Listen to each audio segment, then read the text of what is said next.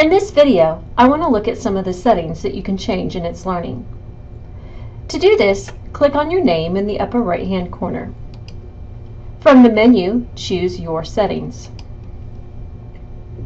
You'll see there are several choices, but we're only going to look at a few of these.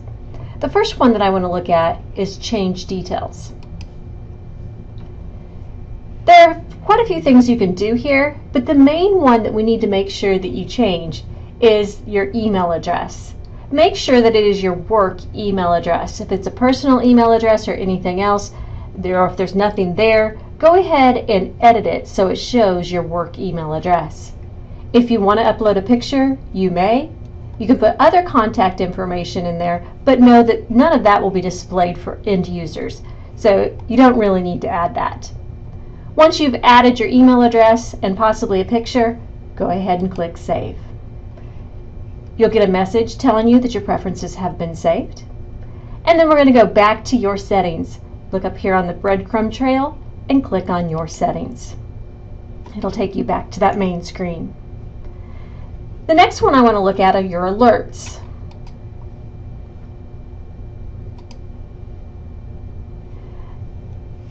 Depending on what your teacher is doing within Itslearning, different alerts can happen on the student's side.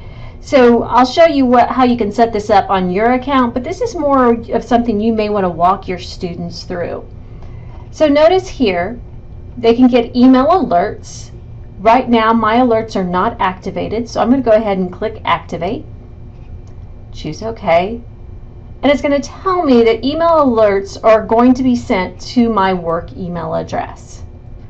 Notice down here, I can choose what type of alerts I get for certain items. So if a new assignment is put in any of my courses, I want an email alert. If any news is put on the dashboard or bulletins are posted, I can say I want an email. Same thing with the subscription information on the dashboards. So students can click which of those items they want to get emails for. Once they chose accordingly, they click Save.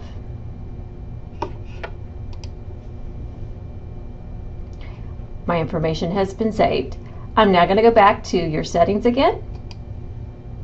And the last one I want to look at are the message settings. Now, Itslearning contains its own messaging system. It's kind of like an email, but because there's no @something, it's not a real email system, and external emails cannot come in. But it does have a feature for teachers that you can have your email messages from Itslearning forwarded to your Outlook email address. So notice here, if you want to do this, you can change the do not forward to the forward to your email address. And then when a student sends you an email in Itslearning, you will be able to read that email in your Outlook account.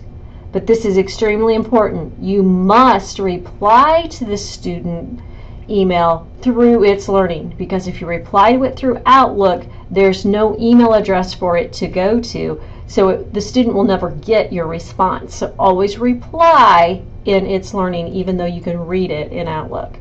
Additionally, you can put a signature there, so you don't always have to type that on any of your messages. And then once again, click Save. Hopefully those settings will help you in your use of Itslearning.